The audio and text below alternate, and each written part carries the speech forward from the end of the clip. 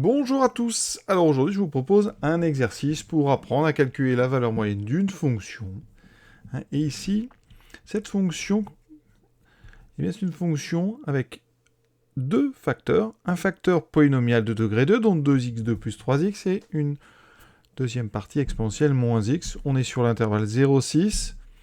Et comme il faut calculer une valeur moyenne, on a besoin de calculer une intégrale. D'accord ? Pour calculer une intégrale, vous le savez, il faut une primitive. Et parfois, la primitive, elle est compliquée à trouver.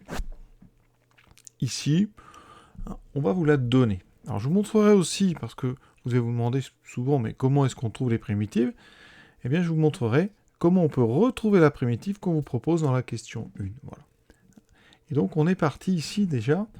Donc, je vais d'abord démontrer donc, cette première question. Et ensuite, je vous expliquerai comment on peut trouver justement ces primitives. Pour montrer qu'une fonction grand F est une primitive de petit f sur 0,6, c'est assez simple. Il faut dériver grand F et montrer qu'on tombe sur petit f. Voilà. Donc ici, grand F, vous voyez, c'est une fonction produit. Grand F, c'est le produit de deux fonctions. La première fonction, donc c'est u de x, moins 2x2, moins 7x, moins 7. La deuxième fonction, son expression, donc v de x, c'est exponentielle moins x. Vous voyez bien que ces deux fonctions-là sont dérivables sur R, même, donc à plus forte raison sur 0,6. Donc f est un produit de deux fonctions dérivables sur 0,6. Donc effectivement, f est bien dérivable. Pour dériver, je viens de le dire, c'est un produit, donc on va utiliser la formule de dérivation d'un produit que vous connaissez tous par cœur, u'v plus uv'. D'accord ? Donc il me faut u', v'. Alors quand on sait faire, parfois on rédige même pas, on fait directement le calcul. Bon, nous ici, on a le temps, donc on va pas trop se presser. Donc voilà mes deux dérivés.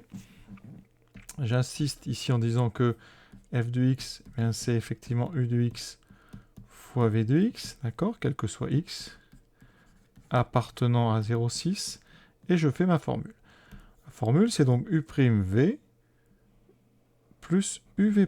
Donc avec un plus, ça va me donner donc grand f' égale u'v, donc moins 4x moins 7 exponentielle moins x, plus uv'. Alors uv', j'ai calculé direct, j'aurais peut-être dû faire un petit ralenti là-dessus. Quand on dérive, donc on a un exponentiel u, la formule c'est u' de u, il faut que u soit dérivable, bien sûr.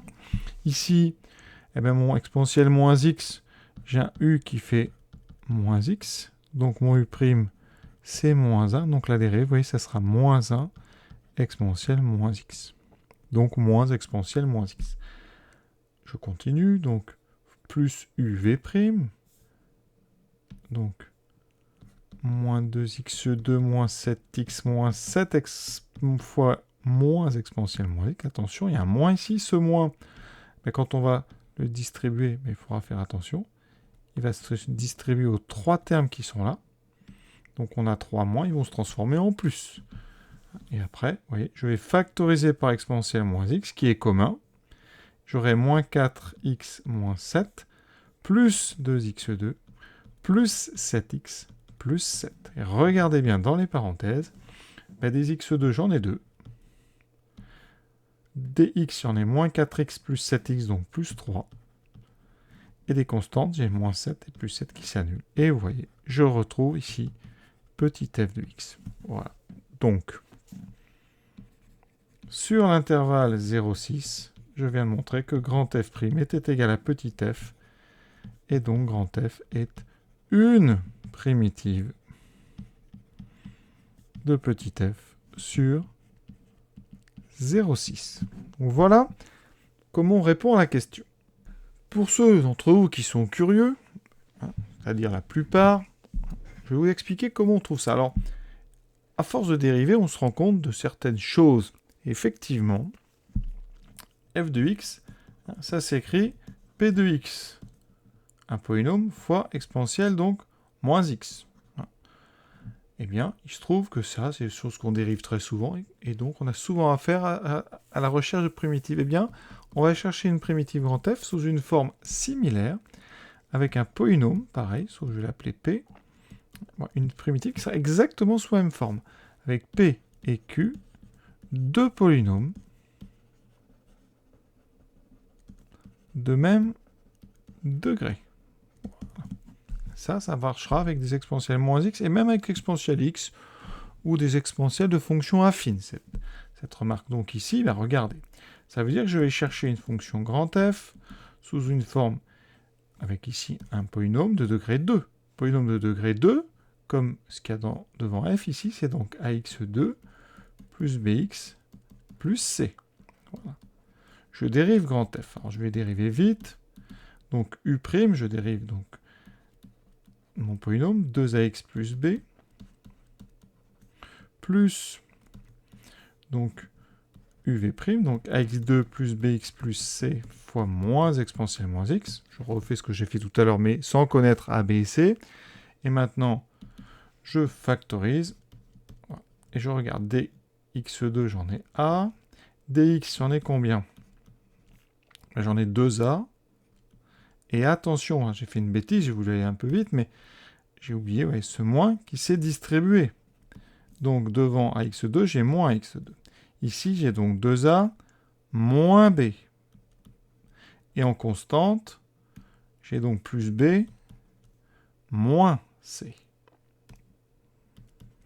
Et ça, je veux que ça donne petit f. Donc je veux que ça fasse 2x2 plus 3x exponentielle moins x. Donc on peut simplifier par exponentielle, et on en vient à identifier donc ceci et ceci. Et ça, on sait faire l'identification. Deux polynômes sont égaux sur un intervalle non vide si les coefficients sont les mêmes. Donc ici, je vais donc avoir le coefficient de x2 moins a qui doit faire 2. Ensuite, le coefficient de x, donc 2a moins b, qui doit faire le coefficient de x ici, donc 3. Et la constante à gauche, b moins c, doit faire la constante à droite, ici, qui vaut 0. Et si je résous ce système, regardez bien, miracle, on trouve a égale moins 2. Alors ça fait moins b égale 3 plus 4, donc moins b égale 7, b égale moins 7. Et donc c égale moins 7. Et donc, je viens de trouver grand F sous la forme, alors, moins 2x2, plus bx, donc moins 7x, plus c, moins 7, exponentielle moins x. C'est exactement le texte qu'on vous a proposé. Donc voilà, maintenant vous savez pourquoi et comment on a trouvé cette primitive. On continue. La deuxième question va être assez simple. On vous demande le calcul de l'intégrale de 0 à 6 de petit f de x dx, et on connaît une primitive.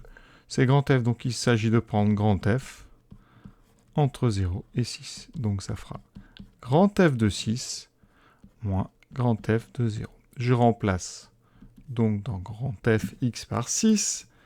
Ça me donne donc moins 2 fois 6 au carré, moins 7 fois 6, moins 7, exponentielle moins 6, moins la même chose, et je remplace par 0. Donc là, ça fera 0 plus 0 moins 7, donc il me restera moins 7, exponentielle moins 0. Alors, moins 2 fois 36, moins 72, moins 42, moins 7, exponentielle moins 6, moins... Alors on a moins fois moins 7, ça fait moins 1 fois moins 7 plus 7, exponentielle 0, ça fait 1. Voilà, je mets le 7 en premier, ensuite j'aurai moins, je calcule, 72 et 42, 114, 114 et 7, 121, exponentielle moins 6. C'est exactement ce qu'on voulait montrer, donc CQFD. On arrive au bout, donner une valeur rapprochée à 0,01 près de la valeur moyenne. Alors, la valeur moyenne d'une fonction sur un intervalle, c'est très simple à calculer. Il faut prendre l'intégrale de cette fonction sur votre intervalle, donc intégrale de 0 à 6 de f de x dx, divisé par la largeur de l'intervalle. Votre intervalle ici va de 0 à 6, d'accord? Ce qu'on appelle sa largeur, c'est la distance entre 0 et 6. Donc on fait 6 moins 0. Évidemment, 6 moins 0, ça fait 6. Donc on a 1 sixième de l'intégrale de 0 à 6 de f de x dx. Donc ici, 1/6 de ce qu'on a calculé tout à l'heure, 1/6 donc de l'intégrale i. Autrement, 1/6 de 7 moins 121 exponentielle moins 6. Et là, on va utiliser la calculatrice pour trouver la valeur approchée qu'on nous demande, donc à 0,01 près. Vous voyez, on trouve 1,117. Donc si j'arrondis à 0,01 près, je vais garder 1, donc c'est 16, donc 1,12, donc à peu près 1,12. Et maintenant, ce que je propose, c'est de regarder la courbe et de voir graphiquement comment on peut traduire, comment on peut interpréter cette valeur moyenne. Eh bien, voici trois schémas plutôt. Le premier, j'ai tracé la courbe de f, donc je vais mettre la légende, ça c'est donc f sur 0,6. Et j'ai demandé à GeoGebra de colorer la zone sous la courbe sur l'intervalle 0,6. Et d'ailleurs, GeoGebra m'indique ici une aire sous la courbe de 6,7. D'accord ? Deuxième schéma en dessous, j'ai pris une fonction h qui était constante. H était égal à 1,12. Et j'ai demandé à GeoGebra de me colorer la zone sous cette courbe, c'est un rectangle qui a pour hauteur 1,12 et pour, ici donc, base 6. D'accord ? Si vous faites 6 fois 1,12, vous retombez à peu près d'ailleurs sur 6,7. Autrement dit, la zone colorée en haut et la zone colorée en bas, en vert ici, eh bien, elles ont la même aire. Eh bien, c'est ça la valeur moyenne. La valeur moyenne, c'est la hauteur d'un rectangle qui aurait la même base, donc ici 0,6, la même base que notre aire ici, que notre surface sous la courbe, et qui aurait une hauteur telle que eh bien, les deux aires de ces deux surfaces soient les mêmes. C'est-à-dire que mon aire orange, ici, serait la même que mon aire verte.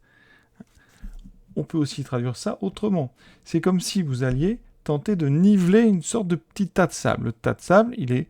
vous avez ici sa surface qui est en orange. Vous avez ici, donc, par rapport à notre valeur moyenne, toute cette partie que je suis en train de colorer en bleu qui est en trop. Et on va niveler. Ça veut dire que cette quantité ici, cette quantité de matière, on va eh bien, la glisser de façon à ce qu'elle remplisse exactement ici. Voilà.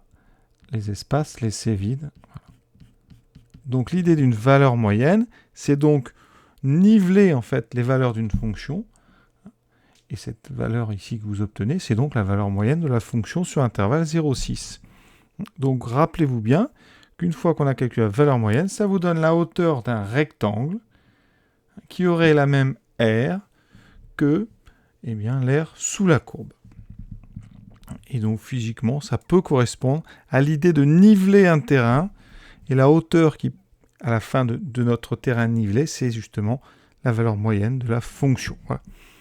L'exercice est terminé. J'espère que ça vous a plu. À très bientôt.